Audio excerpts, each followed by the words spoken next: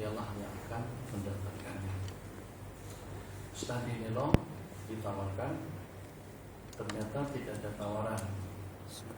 Yang lebih tawaran daripada Nabi. Kalau seandainya ada yang lebih pun belum lebihkan.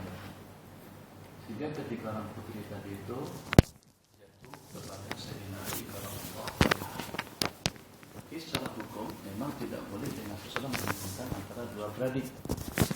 Maka ketiga-tiga tadi itu sebagai satu penghormatan dan penghargaan daripada Sayyidina Ali karramallahu wajhah, bukan untuk kepentingan diri pribadi yang salah satunya diserahkan kepada Sayyidina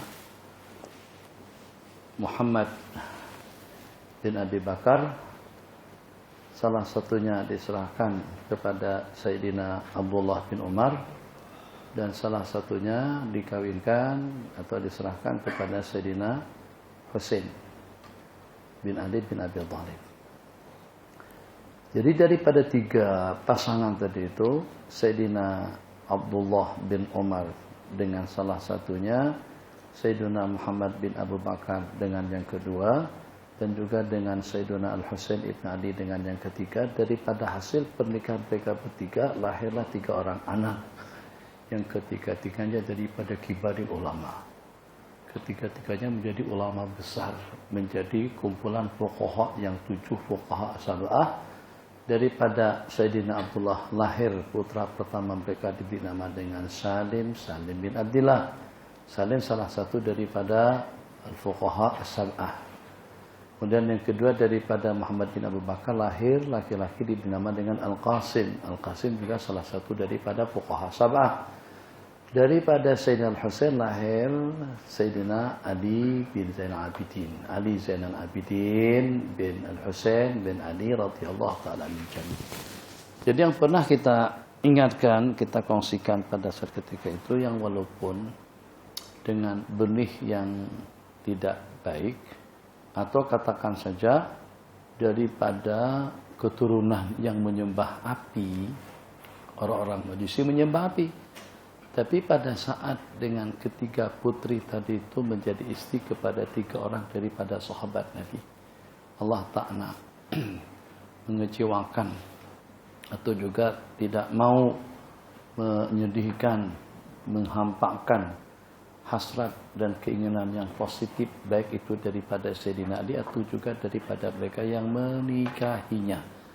Sehingga daripada tiga orang sahabat tadi itu, yang walaupun mereka meletakkan benih mereka pada wanita penyembah api, ternyata justru ketiga-tiganya mendapatkan seorang putra yang mulia dan yang sangat-sangat berjasa kepada umat.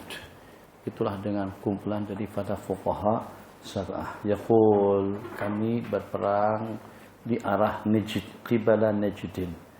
Bahwa Zainal adu, maka kami muwazat, istiqbalna, kami berhadapan dengan musuh. Maka pada saat ketika itu, safafna lahum, kami berbaris menghadap mereka. Faqama Rasulullah sallallahu alaihi wasallam yusalli lana, maka dengan baginda Nabi telah mengimami kami. Faqama ta'ifatun ma'ahu wa aqbalat ta'ifatun 'alal adu, wa raka'a Rasulullah sallallahu alaihi wasallam biman ma'ahu wa sajada sajadataini. Suman salafu makana ta'ifati allati lam tusalli faja'u faraka Rasulullah sallallahu alaihi wasallam bihim rak'atan wa sajada sajadataini wa rawa Nafi'un nahwa wa zada fa in kana khaufun wa ashad min dhalika sallu rijalan qiyaman ala aqdamin aw rukbanan mustaqbili al-qiblati aw ghaira mustaqbiliha.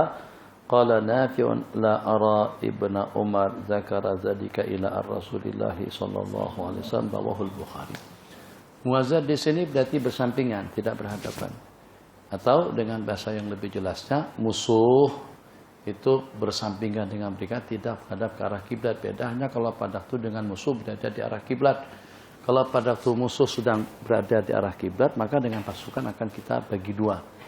Imam takbir Allahu Akbar, semuanya ikut takbir. Imam rukuk, semuanya ikut rukuk. Tapi pada saat imam sujud, maka yang ikut sujud dengan imam hanya sebagian pasukan saja, sedangkan pasukan yang di belakang itu menjaga dan juga untuk mengamankan pasukan yang sedang sujud bersama imam. imam bangkit daripada sujud yang kedua, maka dengan makmum yang di belakang yang sedang menunggu pada masa i'tidal itu akan sujud. Yang pertama duduk antara dua sujud, kemudian bangkit untuk sujud yang kedua, kemudian ketemu kembali dengan imam pada rakaat yang kedua. Itu kalau musuh berada di sebelah situ, kita berhadapan dengan musuh arah kiblat. Yang di sini kita menghadap ke sana, musuh juga menghadap ke sana, musuh berada muwazan bersampingan. Maka dengan pasukan dibagi dua, pasukan sembahyang dengan baginda, pasukan menghadap musuh. Maka Nabi kita mengimami mereka, qama yusalli lana faqamat ta'ifatun ma'ahu aqbalat ta'ifatun 'alal adu. Satu kumpulan sembahyang dengan baginda dan satu kumpulan menghadap musuh. Wa raka'a Rasulullah sallallahu alaihi wasallam biman ma'ahu wa sajadataini. Kemudian Nabi kita rukuk bersama pasukan yang sembahyang dan sujud dua kali. Selepasnya itu aqbalat ta'ifatun 'alal adu wa raka'a Rasulullah sallallahu alaihi wasallam biman ma'ahu wa sajadataini summa sarafu makana ta'ifati allati lam tusalli. Jadi Nabi kita pada rakaat yang kedua menunggu sementara dengan mereka yang sudah bangkit daripada sujud yang kedua tadi itu menyelesaikan sembahyang mereka, salam, maknanya mufaraqah, salam sebelum imam, kemudian mengambil posisi pasukan yang sedang menghadapi musuh.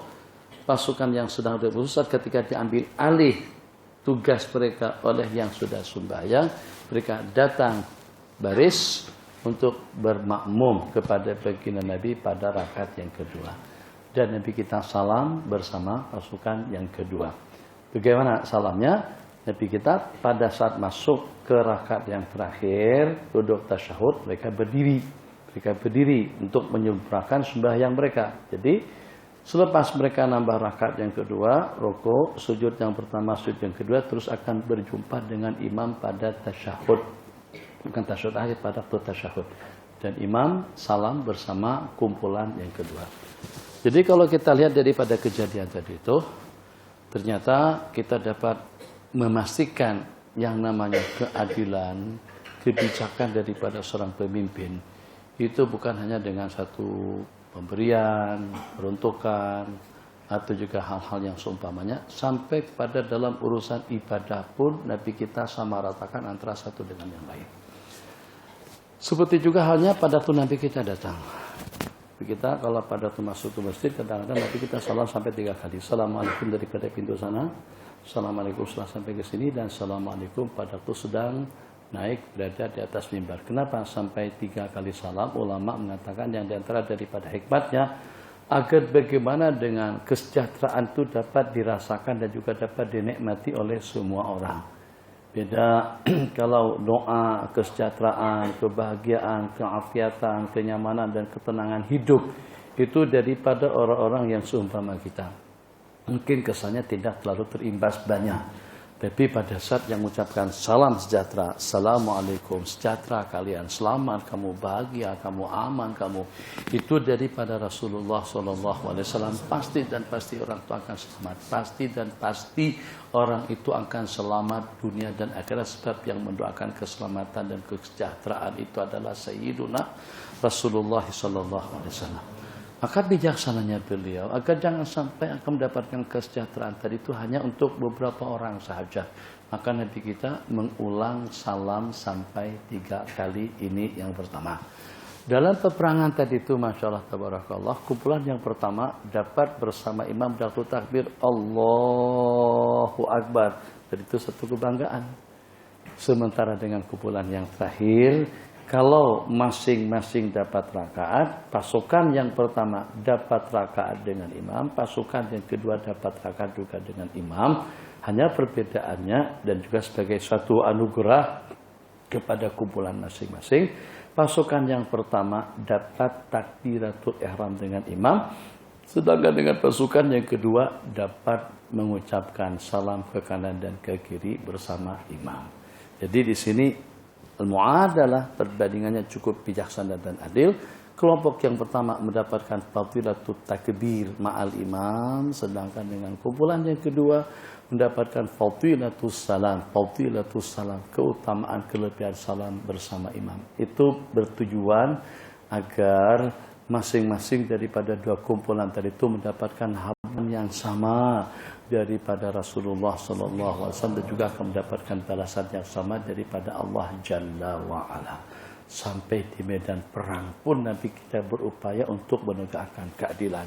Tapi kita balik daripada peperangan, Masya Allah, tabarakallah, kira-kira jangankan dengan seumpama istri-istri baginda, yang kalau dengan kita-kita pun, kalau pada waktu dengan kita, dengan orang tua kita, ibu bapak kita, adik-adik kita, sanak saudara kita kembali daripada tanah suci Mekah, mesti dengan kita meluahkan rasa rindu, rasa kangen kita kepada mereka. Bagaimana kangen? Paham? Kangen, rindu. Bagaimana kira-kira kalau dengan istri-istri Rasulullah SAW? Siapa yang tidak merindukan baginda Nabi saat ketika dalam beberapa waktu beliau tinggalkan? Di antara daripada mereka mengungkapkan perasaan tersebut, di antaranya Sayyiduna Abu Bakar As-Siddiq radhiyallahu taala anhu, di antaranya Sayyidina Umar bin Khattab radhiyallahu taala anhu. Kenikmatan dalam hidup itu ada 3, yang di antaranya bersahabat, berteman dengan Sayyiduna Rasulullah SAW. Kenikmatan hidup itu ada 3, masing-masing mengungkapkan satu persatunya dengan Sayyidina Umar. 1, bersohbah dengan baginda Nabi. Yang kedua, bersohbah dengan Sayyiduna Abu Bakar As-Siddiq radhiyallahu ta'ala anhu. Itu tentang ungkapan perasaan daripada para sahabat. Bagaimana kira-kira dengan istri baginda Rasulullah SAW? Minta maaf dengan istilahnya, yang ini udah tua, yang ini punya anak ramai, yang ini agak rendah, yang ini agak gemukan.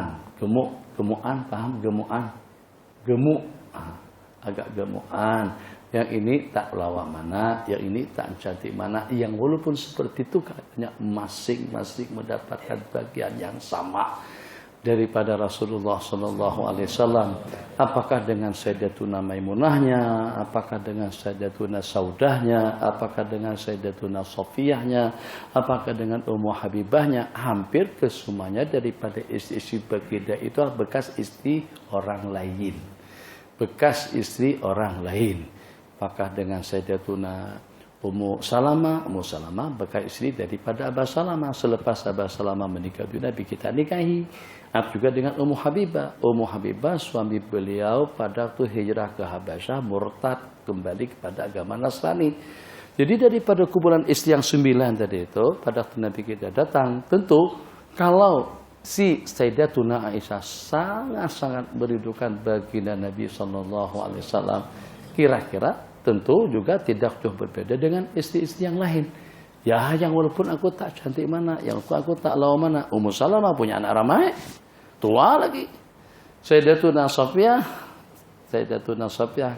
Jadi ungkapan atau perkataan daripada Sayyidatuna Aisyah radhiyallahu taala yang memancing emosi bagi Nabi. Cukuplah, maksudnya jalan nih yang cantik ini tak payahlah dengan yang rendah, yang pendek itu. Itulah lebih kurang dengan bahasanya. Nabi kita langsung naik angin. Sofiyah, Aisyah, kamu telah memperkatakan sesuatu yang kalau dengan ucapan kata-kata Anda tadi itu dimasukkan ke dalam air laut, niscayalah air tersebut akan berubah. Kenapa? Sebab kamu telah mengopatnya. Kalau memang benaran semacam itu, kerdil, gendut, kurus, kering, atau juga gerdut, gemuk, atau bahasa yang seumpamanya, itu yang jenggotan, yang ulu kehilir itu jenggotnya, yang jenggotan, nah, itu bahasanya. Itu ngopat, riba. Yang walaupun benar, kalau benar berarti mengopat, kalau tidak benar berarti dusta. Kedua-duanya dosa besar. Sayyidatuna Sofiyah dapat giliran. Dengan Sayyidatuna Saudah agak gemuk, berbanding dengan yang pun juga dapat giliran. Ummu Salamah pun juga dapat giliran. Sayyidatuna Maimunah pun juga dapat giliran. Nabi kita gauli ke 9. Satu. Kemudian nanti Nabi kita nanti akan tidur atau akan menggilir kepada yang punya giliran. Tapi hari-hari pertama, detik pertama Nabi kita kembali daripada peperangan, ke-9-nya Nabi kita gauli. Awayastati'u dzalik? Apakah Nabi kita mampu untuk menggauli, maksudnya untuk melakukan hubungan intim dengan mereka kesemuanya. Jadi kata Sayyidina Anas ibn Malik radhiyallahu ta'ala anhu, qad ukhbirtu annahu qad utiya quwwata 40 rajulan min ahli jannah. Kami dimaklumkan bahwa Nabi kita itu diberikan kekuatan seperti kekuatan 40 orang laki-laki daripada ahli surga. Itu minallah, daripada Allah Jalla wa'ala. Yang sudah kawin tahu, yang belum kawin nanti akan tahu. Di antara daripada perkara yang paling mengecewakan istri kalau pada itu dengan kita tidak mampu untuk memberikan kepuasan kepada pasangan kita. Ya, yang walaupun dia senyap-senyap saja, tapi ya Allah kulli hal itu suatu hal yang mengganjal di dalam hati. Mungkin sehari 2, 3, 4, 5, 6 hari, 2, 4, 5, 6 minggu oke saja. Tapi pada suatu ketika nanti boleh meletup, boleh memberontak dengan keadaan. Kenapa? Sebab suaminya kalah di medan pertempuran. Itu asbab musababnya. Makanya dalam dunia keluarga sekarang ini macam-macam jenis herbalnya, minumannya itu dan ininya. Itu kira-kira bertujuan dan bermanfaat untuk apa saja. Di antara daripada tujuannya untuk memberikan tenaga. Mana ada obat penguat untuk perempuan kan tak ada. Obat penguat untuk perempuan mati laki-laki. Ada obat penguat untuk laki-laki saja. Tongkat tali untuk laki-laki, pasak bumi untuk laki-laki. Kemudian juga dengan kambing untuk laki-laki, telur ayam kampung untuk laki-laki. Jadi kata Ustaz Azhar Idrus, kadang-kadang seseorang tuh nak bergaya lah. Maksudnya nak tunjukkan dia tuh hebat. Sampai pada tuh sudah di warung, coba 3 biji telur ayam kampung dengan kulitnya sekali. Dengan kulitnya sekali, nampak kayaknya kuat betul. Tak sampai 5 menit udah tumbang dah dalam peperangan. Gayanya tuh bukan sakat yang putihnya saja, kulitnya. Ya Arhamar Rahimin. Seperti itu ceritanya. Jadi baru-baru ini, maksud saya baru-baru ini kira-kira dalam 3-4 bulan yang lalu lah. Di dalam kitab Tuhfah rupa-rupanya tuh dibahas secara tuntas. Yang dengan kita tidak pernah tahu pembahasan yang seperti itu. Detail betul. Kita pertama tak banyak tahu tentang pembahasan yang dibicarakan di dalam kitab-kitab fikih, di dalam kitab Tuhfatul Muhtadil Imam Ibn Hajar Al-Haythami itu sampai kepada tentang bab at-taqwiyah, tentang penggunaan mengkonsumsi jenis-jenis herbal, obat-obatan untuk menguatkan tenaga batin. Di situ dikatakan di antara daripada yang dianjurkan. Untuk apa saja? Wa fi buti ahdikum shadaqah. Jadi artinya satu, bukannya setakat untuk menyalurkan nafsu secara halal, itu satu yang pertama. Kemudian yang keduanya untuk mendapatkan keturunan. Kemudian yang ketiga untuk mengingatkan diri, merangsang diri juga dalam waktu yang sama di saat akan mendapatkan kenikmatan yang seperti itu dan yang lebih daripada itu nanti di dalam surga. Yang keempat untuk membahagiakan pasangannya. Yang kelima untuk memberikan kepuasan. Yang keenam untuk menjaga diri masing-masing. Yang ketujuh agar tidak terkhayalkan, tidak terpikirkan itu dan ini. Ini niat. Jadi ditanyakan apa perlunya dengan kita menyuruh, mendidik anak kita dan menghantarnya ke pondok-pondok pesantren belajar agama. Jadi diantara daripada martabat dan juga hakikatnya agar dengan kita dan juga putra-putri kita dapat memanfaatkan anugerah nikmat potensi yang ada pada dirinya masing-masing. Selain daripada itu juga dengan kita dapat memanfaatkan alam semesta untuk kepentingan agama dan juga untuk kepentingan ibadah. Jadi teknologi bukannya semata-mata untuk teknologi. Hiburan bukannya semata-mata untuk hiburan. Handphone bukannya semata-mata untuk handphone. Tapi bagaimana handphone itu menjadi akhirat. Kamera menjadi akhirat, pakaian akan jadi akhirat, minuman jadi kebajikan, pakaian akan jadi kebajikan. Semuanya akan menjadi baik dan juga semuanya akan menunjang perjalanan kita menuju Allah Jalla wa'ala. Jadi penggerak kita, power yang akan menonjol, yang akan menolak kita kepada Allah Jalla wa'ala, itu bukan hanya amal ubudiyah yang kita laksanakan, Tapi juga dalam waktu yang sama, itu adalah kombinasi, kumpulan daripada semua bagian-bagian yang ada pada anggota tubuh kita masing-masing. Organ kita satu persatu, rambut kita satu persatu, bulu roma kita satu persatu, bagian-bagian anggota kita satu persatu menjadi penunjang kepada kita, sehingga akan lebih cepat dengan power yang kuat untuk membawa kita kepada Allah, kepada rahmat dan ridhonya Allah Jalla wa'ala. Selain daripada itu juga dengan perantaraan sarana, wasail yang ada di luar daripada manusia. Itu dengan kapetnya, dengan tanamannya, dengan perabotnya, dengan ekornya. Nawaitunya apa? Lampu kita gantung di situ. Nawaitunya apa? Jam kita letakkan di sana. Nawaitunya apa? Dengan sound system kita adjust supaya suara lebih clear, nyaman didengar. Nawaitu yang pertama, supaya suara kita jelas didengar. Nawaitu yang kedua, untuk memberikan kejelasan dan kepahaman kepada para pendengar. Nawaitu yang ketiga, supaya betul-betul lawa kedengaran bunyi rangkaian hadis ayat yang dibaca, hadis yang diriwayatkan, ungkapan kata-kata daripada ulama sesuai dengan nilai, dengan kedudukan ayat-ayat suci Al-Quranul Karim dan juga dengan hadis-hadis yang diriwayatkan, agar sesuai peralatan sound system yang kita gunakan tadi itu dengan kemuliaan dan juga dengan keagungannya. Yang selain daripada itu, agar dengan suara yang clear tadi itu juga dapat dinikmati oleh semua makhluk yang ada di sekeliling kita. Sudah berapa kebaikan kita dapat daripada mikrofon? Macam tuh. Jauhkan, dekatkan. Nawaitunya apa? Pada waktu kita dekatkan suara kita, satu, kita boleh mengeja suara kita. Yang kedua, kita boleh menyimpan tenaga, tidak terporsir banyak. Kadang-kadang oleh sebahagian, khususnya pihak masjid dan EJK, dengan suara agak lantang saja sedikit, pusing, pomanya dikurangkan. Sehingga terpaksa kita keluarkan suara kita. Nanti kenapa kelihatan nyaring pula, kurangkan lagi. Akhirnya kita suap mikrofonnya. Kenapa? Karena suara tak kedengaran.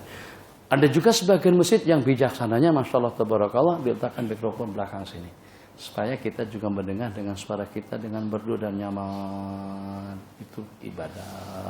Spek mata, pilih. Bukannya setakat untuk membesarkan tulisannya saja, supaya tidak terpijak duri, supaya tidak terambil.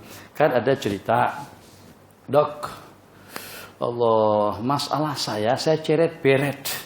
Yang menyebabkan saya ceret beret ini, saya kemakan arang kadang-kadang, kemakan batu kadang-kadang. Jadi pada saat ketika itu, pakar spesialis tadi itu sarankan untuk beli spek mata.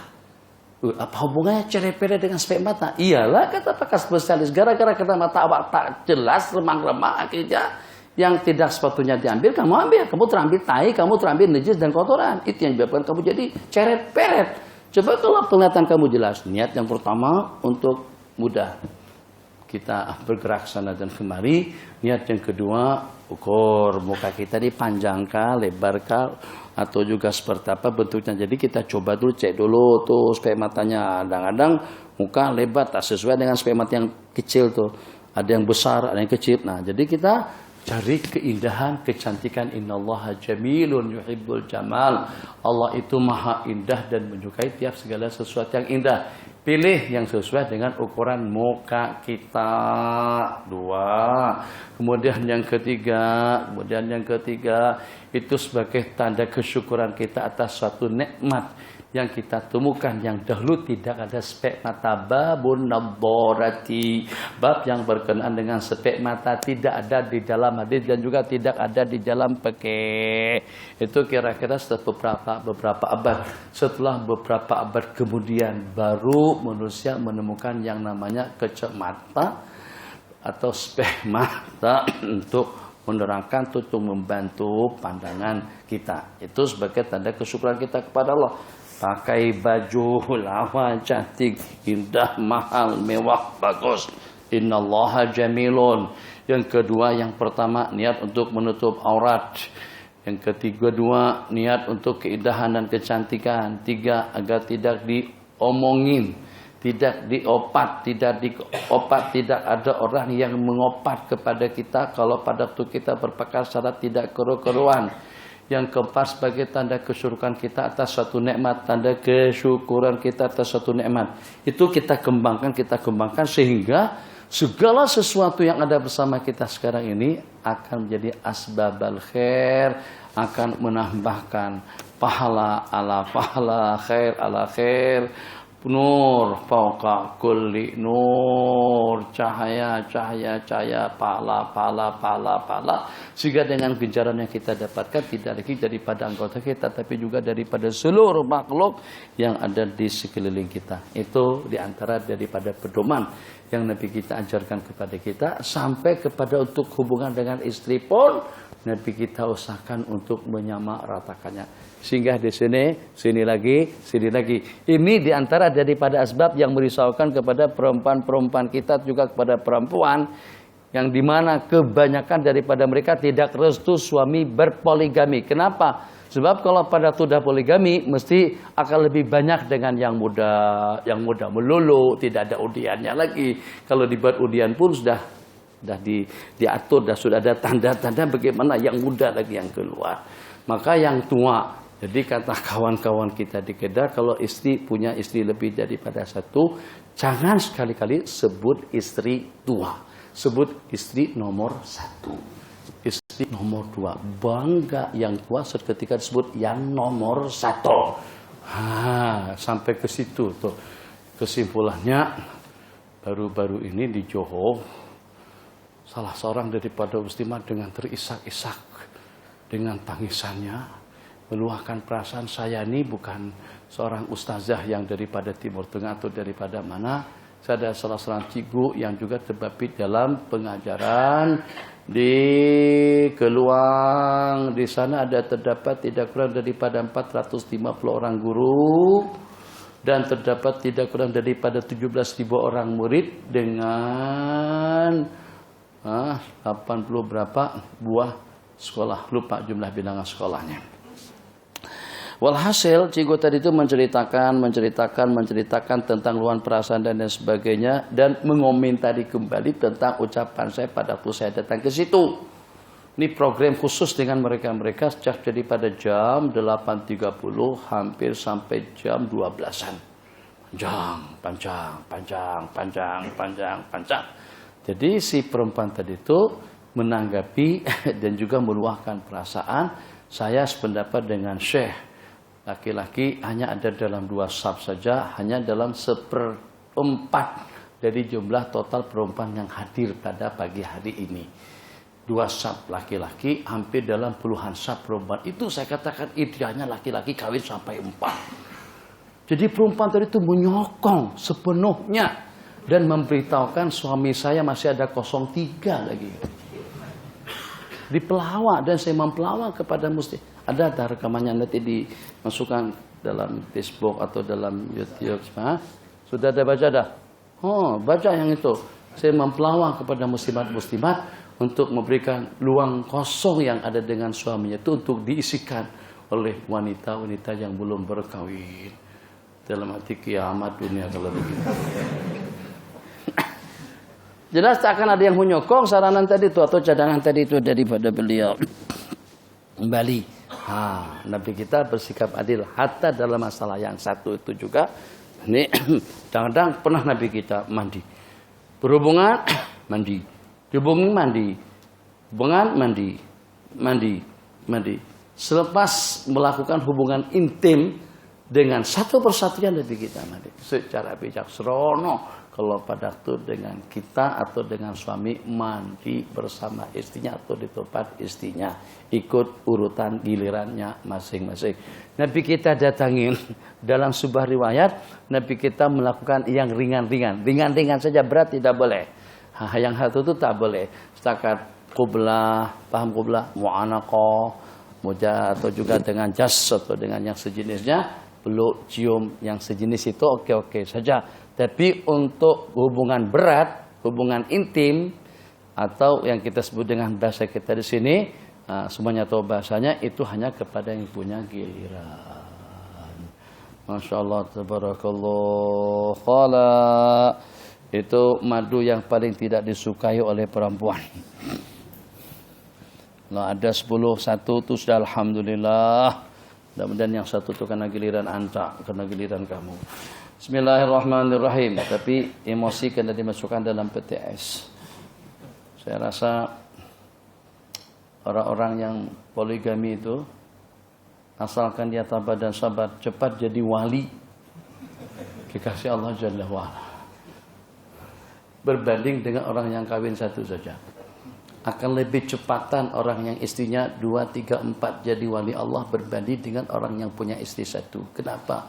Sebab orang yang punya istri 2, 3 itu sabarnya memang luar biasa. Harus luar biasa. Kalau kesabarannya hanya dalam 30% saja, tumbang dia. Harus punya kesabaran 300%. Sabar. Pep di sini. Pop.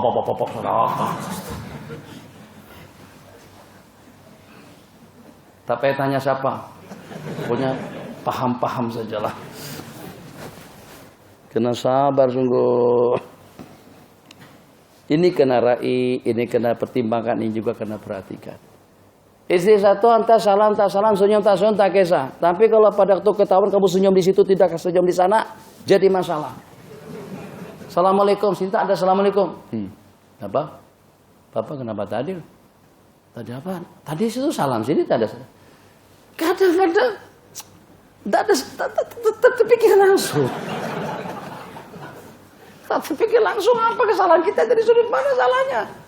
Rupa-rupanya kita bersimbang banyak dengan yang pertama atau dengan yang kedua. Itu pun dipersalahkan. Sekecil biji sesawi jadi problem. Sebesar gajah ada. Tapi bukan istri saya lah. Bismillahirrahmanirrahim. Mudah-mudahan antum juga merasakannya supaya pening. Supaya tahu rasanya seperti apa. Jangan senyum-senyum menghayal saja. Mudah-mudahan semuanya Allah takdirkan punya istri sampai 3 juga. Tahu mungkin pada akhirnya akan mengungsi 3 di masjid. Tak lagi duduk di rumah. Ngapain? Rajin etikatnya. Yalah kena rajin lah etikat. Sebab duduk di rumah seperti jahanam saja. Itu kata orang Mesir lah. Bismillahirrahmanirrahim. Qala hadis.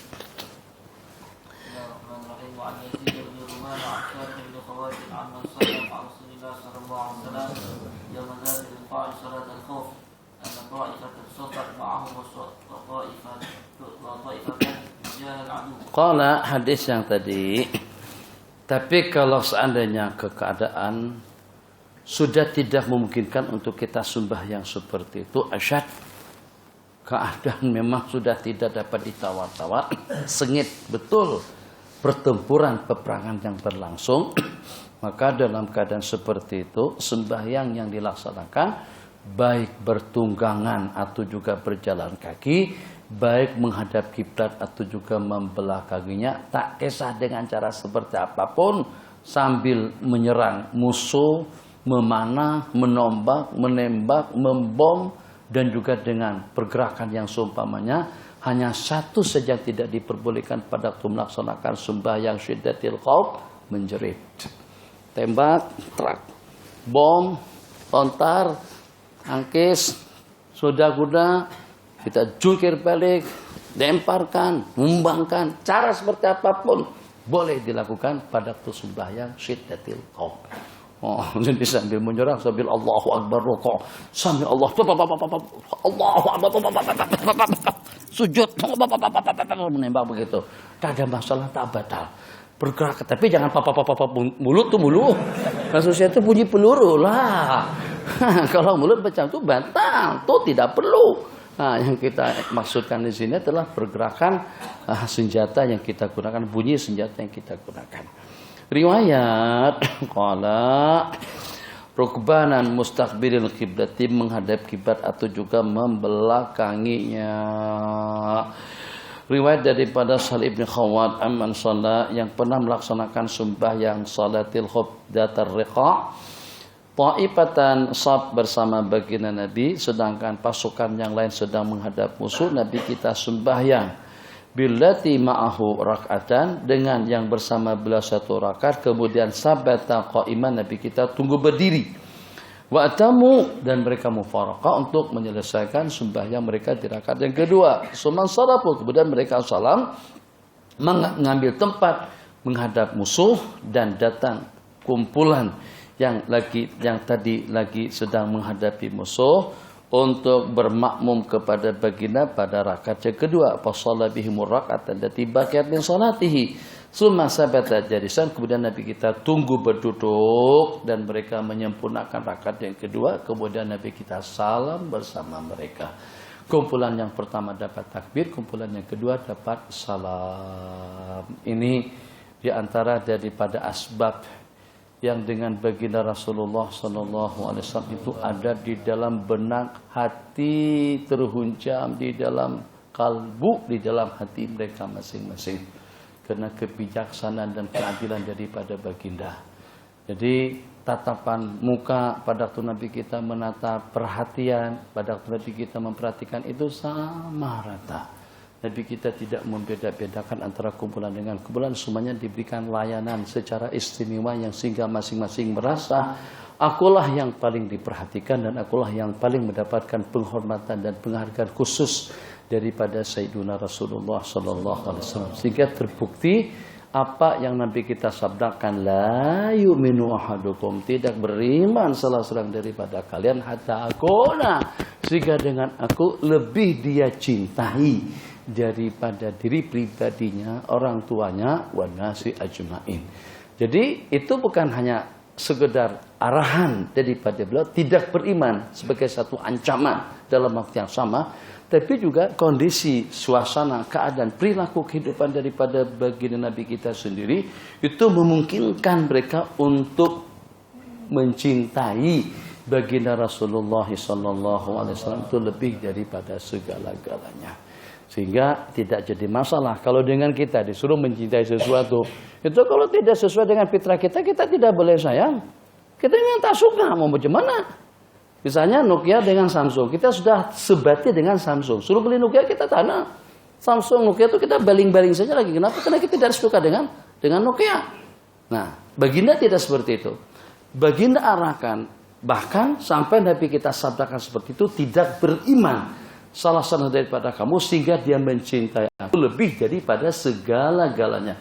Tapi dalam waktu yang sama, satu persatu, apakah perilaku baginda, akhlak baginda, penampilan baginda, pergaulan baginda, ibadah baginda, atau fisikal daripada baginda, sopan satu daripada baginda, itu memang merangsang dan mendorong mereka untuk mereka mencintai baginda Rasulullah SAW lebih daripada segala-galanya.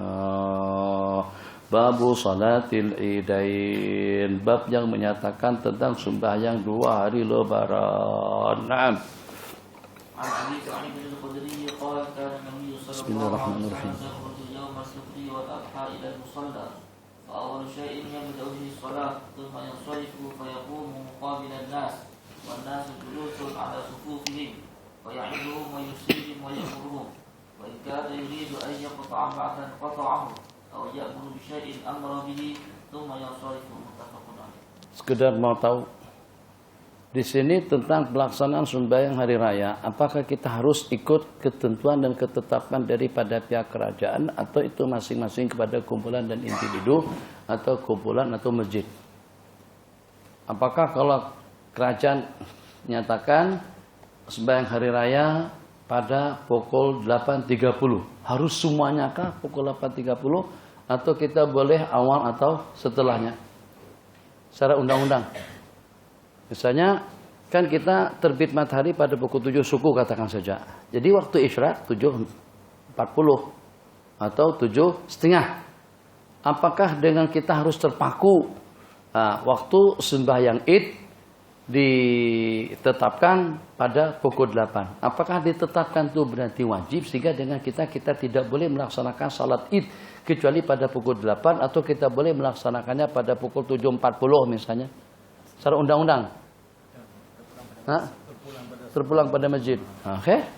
Bagus kalau terpulang pada masjid. Jadi kita akan kesepakatan jamaah atau lingkungan agar bagaimana supaya terlaksana kembali pelaksanaan salat Id itu secara sunnah.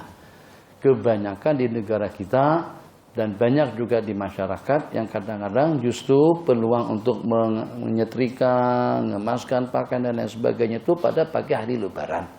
Sehingga untuk salat Lebaran kadang-kadang sampai pada pukul 8.30 baru dilaksanakan. Kawan-kawan di Mesir 2 kali lagi. Kali pertama ikut orang Mesir, kali kedua pukul 10 orang udah pergi kemana-mana, ziarah ke sana kemari, kita masih Allahu Akbar, malu kita. Seakan-akan kita tak pernah belajar hadis, atau kita seperti tidak tahu hukum. Orang sudah berziarah, sudah makan tape, sudah makan lamang, makan ketupat, makan serunding, makan segala macam. Kita masih terkumpul lagi Allahu Akbar, Allahu Akbar. Kan tak enak kalau pada orang sudah buka puasa, orang sudah salat tarawih, kita baru nak berbuka. Misalnya, lebih kurangnya seperti itulah. Nah, jadi bagaimana kita dapat kembali kepada amalan sunnah? Nabi kita melaksanakan salat al-id setelah berakhirnya waktu tahrim. Karena An-Nabi sallallahu alaihi wasallam yakhruju yaumal fitri, keluar ke musalla untuk melaksanakan salat Idul Fitri dengan Idul Adha. Afdalnya di musalla di tanah lapang. Jadi kalau halaman kita itu memungkinkan untuk kita melaksanakan salat Id, elok kita tutup saja surau kita ini. Kita bawa kursi, kita bawa meja, atau kita keluarkan mihrab keluar kalau memungkinkan. Kalau tidak memungkinkan masih ada jalan, insya Allah kita sekat samping muka belakang sehingga memungkinkan untuk kita berkumpul di padang musalla. Afdalnya salat itu dilaksanakan di musalla. Yang walaupun ada pendapat sebagian daripada ulama mengatakan kecuali kalau ada masjid yang besar, itu tidak mengapa kita mengerjakannya di dalam masjid. Tapi kalau ikut hadis-hadis yang diriwayatkan, Nabi kita tidak pernah melaksanakan sembahyang hari raya haji atau puasa di Masjid Nabawi atau di Masjidil Haram. Salat Id dilaksanakan di musalla.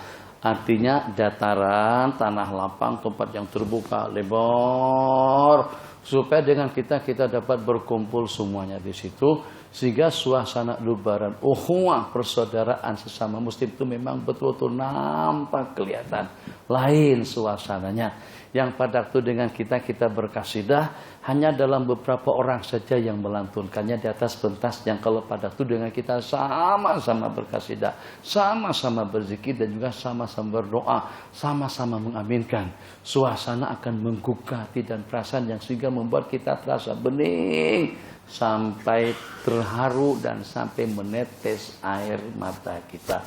Tapi kalau pada waktu kita serahkan pada kumpulan seperti yang saya sebut baru-baru ini dalam suatu persembahan, jadi kata pengurus majelis, mari kita saksikan bersama, mari kita saksikan bersama persembahan daripada kumpulan Al-Ulfa daripada Seremban. Ya, mendengar benda-benda yang janggal itu tak boleh simpan dalam hati. Nanti saya jadi tua, nanti saya stres sendiri. Jadi saya luahkan langsung, yang walaupun di depan esko, depan siapa, tak akhir saya tidak tengok orang lagi, saya tengok saya saja pada waktu itu. Apa MC katakan persembahan? Ini bukan persembahan salawatan, berdoa, berzikir, bertasbih, salawat, menyanjung, memuji baginda Nabi. Itu bukan tugasnya kumpulan, itu tugas kita semuanya. Itu adalah kewajiban kita untuk kita menyanjung dan memuji Sayyidina Rasulullah Sallallahu Alaihi Wasallam. Sehingga pada malam hari itu saya ajak kawan-kawan yang atas pentas tadi itu turun, semuanya turun. Saya suruh marhaban, diri semuanya di akhir majelis. Tapi kawan-kawan daripada Seremban mungkin rasa jengkel atau seperti apa, saya katakan kita marhaban saja. Tala al-badruka, ya Nabi salam alaika, yang seperti itu. Tentunya mereka bawa kasidah ya Arhamar Rahimin, dibaca sampai habis. Lepas itu kasidah yang kedua pula, ketika baru tala al-badru. Sampai semuanya terasa lenguh, jenuh. Rasakan situ. Insyaallah. Baru kita tahu kemampuan kita itu seperti apa. Baru kita berdiri dalam setengah jam atau dalam 15 menit, tapi fokus, sudah terasa jenuh, lenguh, pegal, capek kedua belah kaki kita. Bagaimana salafun salih yang berdiri dalam ibadah kadang-kadang daripada jam 9.30 sampai kepada terbit fajar, sampai kepada waktu sahur.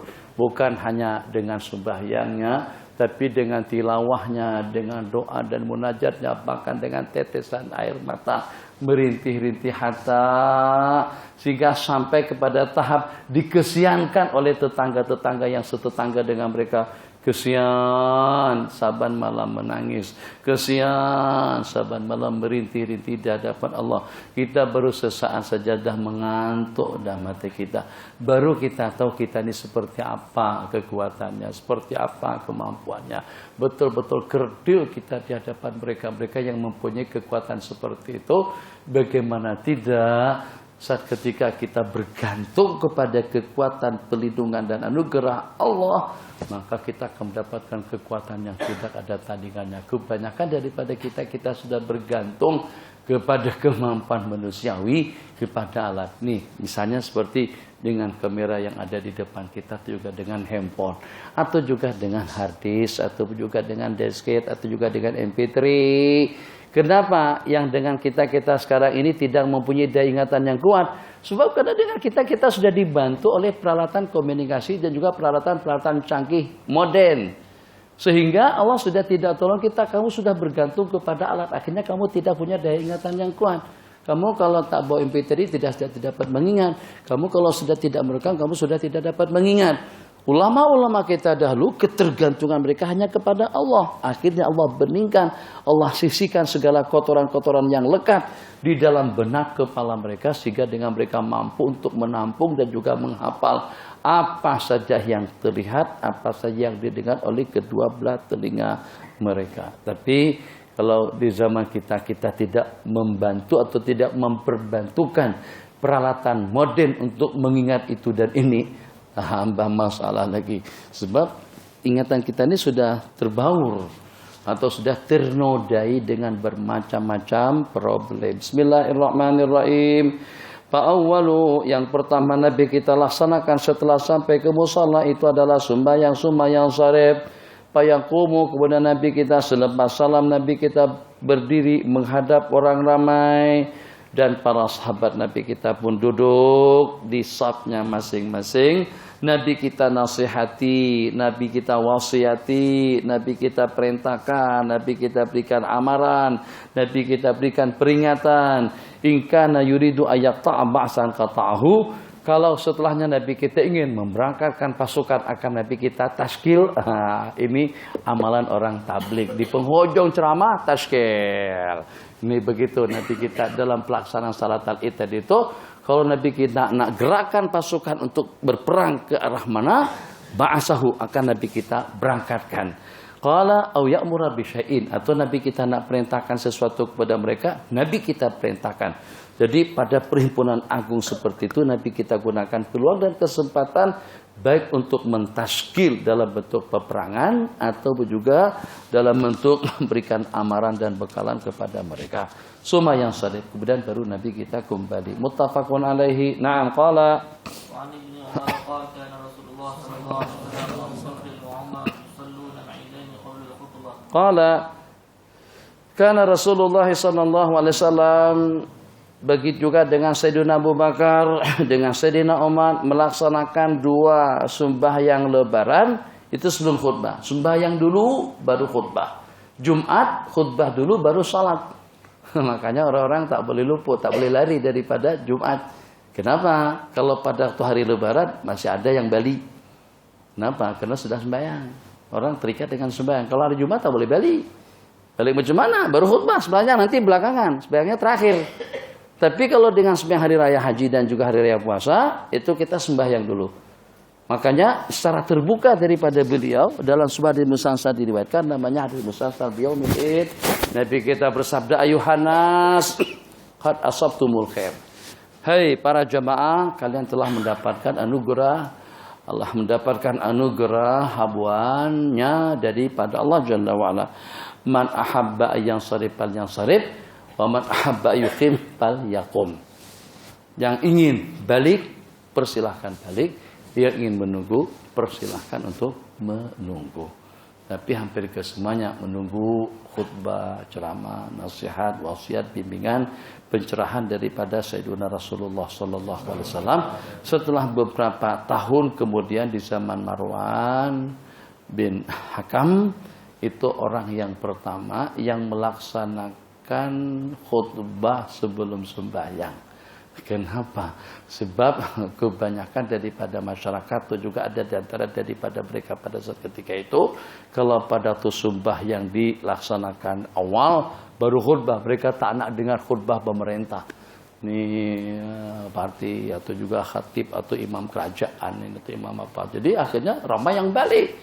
Apalagi kalau seperti khatib-khatibnya yang terlalu terbawa-bawa dengan suasana, terbawa-bawa arus politik, sehingga kadang-kadang sepanjang khutbah disampaikan isinya tentang politik. Mungkin jamaah yang tidak berkenan mereka akan balik. Nah, jadi supaya jangan sampai ada yang pulang, supaya tidak ada yang balik meninggalkan mushola, maka dengan Khalifah Marwan tadi itu khutbah diawalkan, sembahyang diakhirkan. Dan itu jelas berubah ketentuan hukum. Qala baginda Nabi dan juga dengan para sahabat setelahnya melaksanakan salatul idain itu sebelum khutbah. Muttafaqun alaihi. Naam, qala 5 menit. Rasulullah Ibnu Abbas asyhadta ma'a Rasulillah sallallahu alaihi wasallam al-Eid. Qala na'am, kharaja Rasulullah sallallahu alaihi wasallam fa shalla. Thumma khataba wa lam yadhkur adhanan wa la iqamatan. Thumma an-nisaa fa wa'idhahunna wa dzakarahunna wa amarahunna bis-shadaqah. Qala, pertanyaan kepada Sayyidina Abdullah ibn Abbas, apakah dengan sampean pernah melaksanakan sembahyang Id dengan Rasulullah sallallahu alaihi wasallam? Qala na'am, ya pernah. Baginda pergi ke musalla, terus mengimami mereka, kemudian menyampaikan khutbah, walam yadhkur adzanan wala iqamatan, dan tidak disebut tentang adzan dan qamat sebelumnya. Tak ada adzan, salat Id tidak ada azan dan juga tidak ada qomat. Seperti di Mekah, ini Salafi Wahabi di sana pemberitahuan as-salatu jami'ah, begitu lebih kurang. Salatul irasabakumullah. Istaqimu i'tadilu. Sini atau seperti yang saya perhatikan, bukan saya perhatikan, saya ikut juga di Bogor. Ikut sembahyang dengan mereka, sebab mereka yang melaksanakan salat Id di dataran, kita kaum tuan di masjid. Jadi kita ingin juga sebagaimana di zaman baginda dilaksanakan di dataran, kadang-kadang di padang, kadang-kadang di kebun, kadang-kadang di ruang terbuka. Itu secara sunnahnya. Kita pun ikut. Tapi sejak tak ada apa-apanya, Allahu Akbar, Allahu Akbar, tak ada pemberitahuan, tak ada. Apa? Tak ada apa masalahnya? Kenapa kalian terlalu fanatik seperti itu? Kalau untuk pengumuman masuk bus diumumkan saja. Panggilan masuk Boeing 747 jurusan Pangkalan Kambun atau jurusan Yogyakarta. Panggilan kepada penumpang jurusan Yogyakarta dipersilakan untuk naik pesawat. Kenapa itu tidak dimasalahkan? Senyap-senyap saja terbangkan pesawatnya. Tak rasional langsung kan? Akhirnya separuh penumpang tertinggal di dalam itu. Pesawat langsung terbang, berangkat dah. Tunggu. Apa tunggu? Pesawat sudah ditolak, sudah dijalankan, ditolak sama apa namanya yang pesawat itu. Dah, tak ada tunggu lagi. Pintu sudah ditutup. Tapi kalau untuk sembahyang, ada pemberitahuan seperti itu, bid'ah dhalalah. Jadi bagaimana? Datang kamu langsung, Allahu Akbar. Allahu Akbar. Apa masalahnya kalau diberitahukan sebelumnya? Salatul Id, sembahyang hari raya sabakumullah. Maka kita pun tahu itu panggilan dan sebab untuk sembahyang. Kenapa? Bighairi adzanin wala iqamatin. Sebab untuk melaksanakan salat itu tidak ada adzan dan qomatnya. Naam. Qala summa. Setelahnya itu ada nisa. Berarti Nabi kita buat program kuliah nasihat khusus untuk kaum wanita. Satu, dapat kita maklumi kan karena tidak ada pembesar suara. Pada waktu Nabi kita khutbah tadi itu jelas suara Nabi kita remang-remang saja kedengaran sama komunitas itu satu. Kemudian yang kedua, lain hanya kalau pada waktu dengan kita mengadakan kajian pembahasan yang sifatnya gabungan antara laki-laki dengan perempuan, dengan kita mengkhususkan waktu memberikan penjelasan, pencerahan dan keterangan itu secara khusus hanya untuk mereka saja. Maka pada hari itu Nabi kita datang kepada kumpulan kaum muslimat, Nabi kita nasihatin, Nabi kita ingatkan mereka, dan pada akhirnya Nabi kita suruh wanita-wanita itu bersedekah. Nabi kita bersabda, ma ra'aitu min naqisati aqlin wa dinin, aku tidak pernah tengok dari kumpulan yang kurang akal, yang kurang agama, yang mampu untuk mengalahkan seorang laki-laki yang ideal daripada kalian.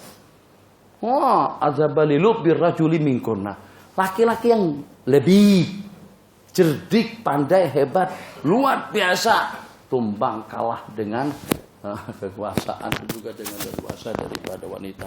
Al-Quran mengatakan inna kaidakunna azim, tipu daya mereka tuh sangat-sangat agung dan pesan. Ya Allah ya Rahman Rahimin, yang sehingga seseorang tuh masya Allah tabarakallah banyak, tidak perlu sebut siapa-siapa, yang jelasnya banyaklah yang dengan kita tegas, disiplin, garang, hebat. Tapi dengan bini sami'na wa ata'na. Ya kita juga ada pertimbangan. Sebab kalau kita keras hancur rumah tangga kita. Kalau kita tegas mau macam mana? Di samping kalau dilawan tambah parah lagi keadaannya. Bukan jenis yang boleh dilawan. Kita repes sekali, dia 11 repek, pepek lagi. Bagaimana? Jadi untuk mengurangkan dosa kesalahannya lah. Seperti dikatakan orang zalim itu kalau pada waktu tidur jangan dikejut, jangan dibangunkan. Lebih elok dia tidur daripada dia bangun nanti dia menzalimi orang. Kalau dia tidur, paling tidak sepanjang tidurnya dia tidak menzalimi orang-orang. Jadi sehingga dikatakan elok orang zalim itu kalau pada waktu dia tidur biarkan saja dia tidur senyenyak-nyenyaknya. Kalau boleh doakan seperti tidur di Ashabil Kahfi sampai 300 tahun. Kalau sampai mati lebih elok lagi. Itu ceritanya. Nabi kita datangin. Jadi Nabi kita bersabda, sesungguhnya talaqtu ala nar, aku tengok keadaan dalam neraka, ternyata kebanyakan daripada penghuni-penghuninya itu daripada kaum wanita.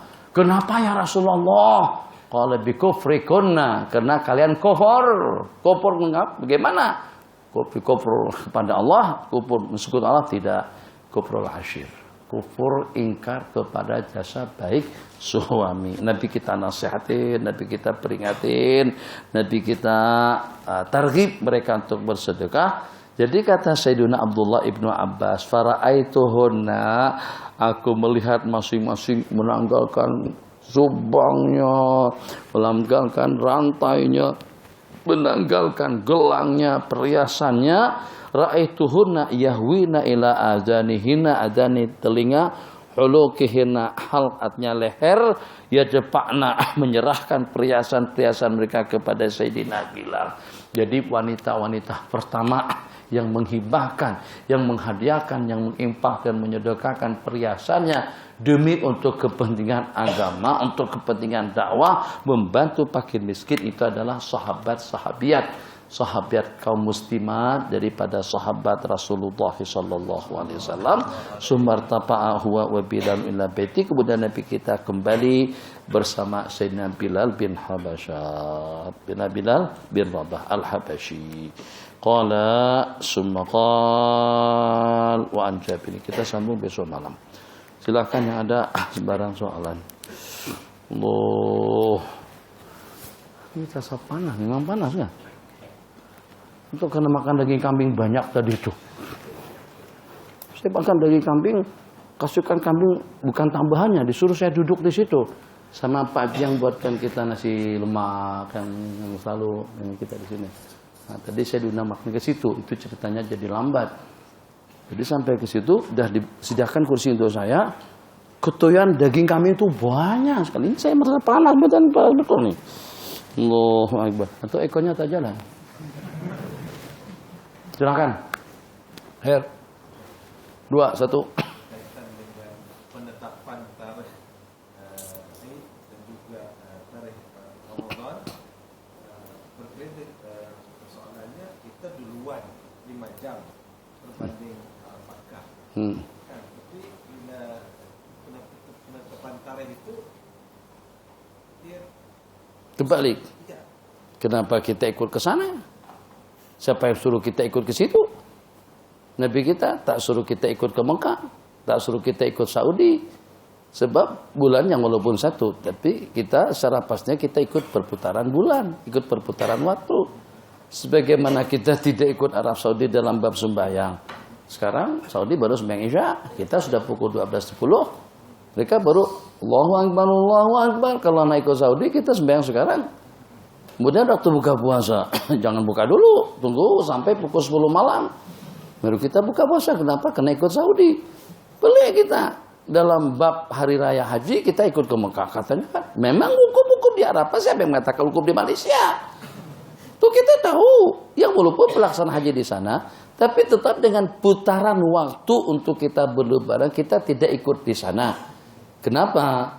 Yang pertama, karena dengan perputaran waktu kita lebih awal daripada mereka. Mana mungkin dengan yang kita ikutin itu adalah Mekah dan Madinah, tapi dalam waktu yang sama kita yang terkebelakang ini lebih duluan daripada imam.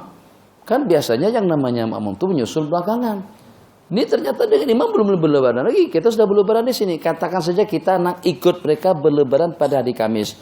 Orang yang kita ikuti berlebaran pada hari Kamis belum sampai pada waktu isyraq lagi, atau belum sampai pada waktu melaksanakan salat Id lagi. Kita di sini kita sudah sembahyang. Katanya ikut, tapi kenapa lebih awal? Kalau nak ikut imam, bergerakkan kita selepas imam. Kalau seandainya kita nak bergerak sebelum imam, jangan ikut imam. Jadi dari sudut situ sudah ketahuan itu tidak betul. Secara dalil yaitu tadi kita puasa, haji dan ibadah-ibadah yang seumpamanya itu dikaitkan. Kipas tak terbagi ikut anginnya. Baru datang anginnya kemarin. Jadi kita dalam beberapa masalah ibadah itu dikaitkan kepada bulan dan matahari. Jadi misalnya seperti sembahyang itu bergantung pada terbit tenggelamnya matahari, terbenam masuk waktu maghrib, terbit matahari berakhir waktu tahrim, menjelang waktu duha. Begitulah lincir lebih daripada ukuran berapa masuk waktu zuhur. Sementara dengan pasah hubung kaitnya itu dengan bulan. Nah jadi yang walaupun matahari yang sama, kenapa ada bahasa matahari yang sama? Sebab ada orang beranggapan matahari itu beda dari negara ke negara. Jadi dua orang warga Mesir katanya pergi ke Mekah. Pada waktu sampai ke Mekah ternyata di Masjidil Haram mereka lagi sedang melaksanakan sembahyang gerhana matahari. Sembahyang gerhana matahari. Dua orang warga Mesir tadi itu kali pertama melaksanakan salat gerhana. Seperti pada beberapa minggu yang lalu. Di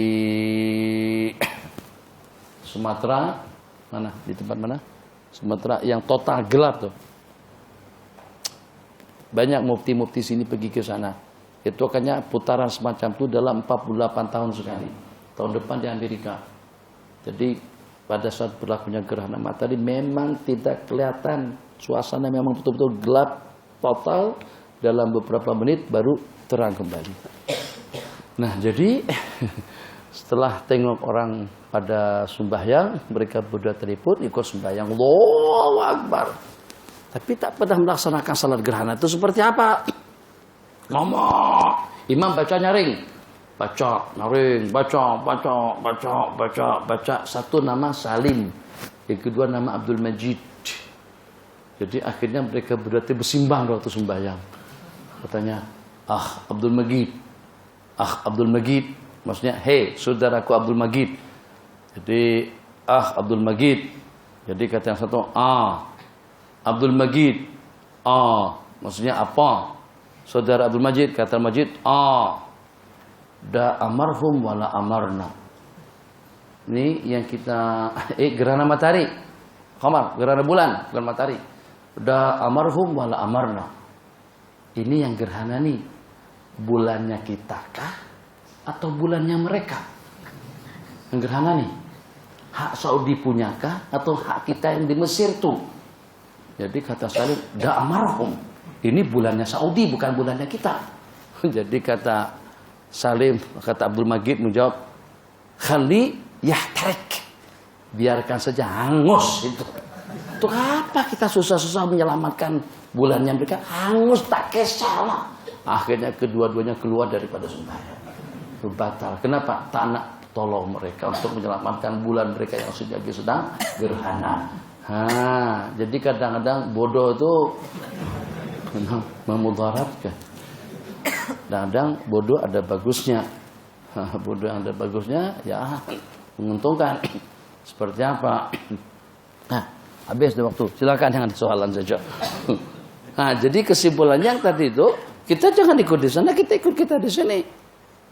Sebagaimana sembahyang kita ikut kita di sini, maka dalam bab puasa, dalam bab berlebaran pun juga kita ikut di sini. Kalau ternyata pada malam ke-30 sudah ada saksi yang menyaksikan dia telah melihat anak bulan, maka kita isytiharkan itu sebagai hari pertama daripada bulan Dzulhijjah sampai kepada hari ke-10. Hari ke-10 kita akan berlebaran dengan lebaran haji. Yang lain.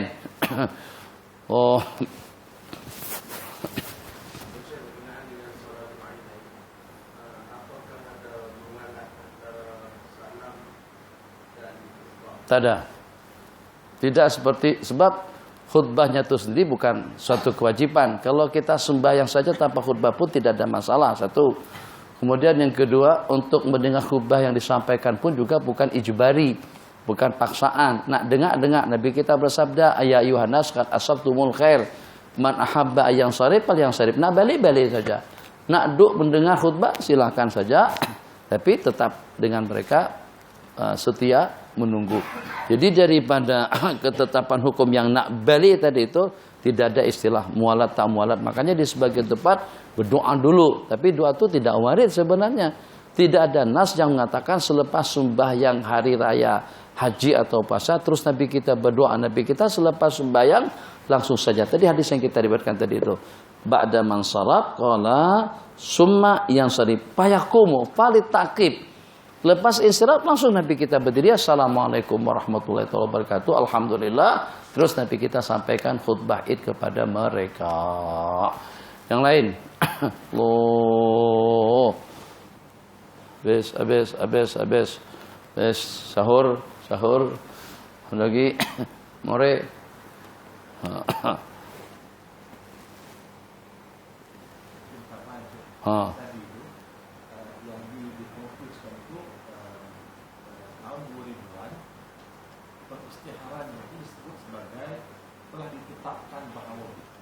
Telah ditetapkan. Sebelumnya itu disebutkan sebagai mengikut ru'yah dan hisab. Dan tidak kelihatan katanya. Anak bulan kelihatan. Yang selepas tahun 2000-an tidak disebut. Anak bulan itu kelihatan ataupun tidak, hanya disebut telah ditetapkan pada. Jadi yang itu tanggung jawab daripada yang mengisytiharkan itulah. Jadi telah ditetapkan pada, maka penetapannya tadi itu atas dasar apa? Apakah atas dasar hisab atau atas dasar ru'yah? Itu tanggung jawab daripada mereka. Jadi kalau misalnya telah ditetapkan dengan cara ikut-ikutan, jelas itu tidak betul. Tapi untuk mempersingkat kata saja, telah ditetapkan, maksudnya atas dasar ru'yah atau atas dasar hisab tidak ada masalah. Jadi katakan saja ternyata dengan kita di sini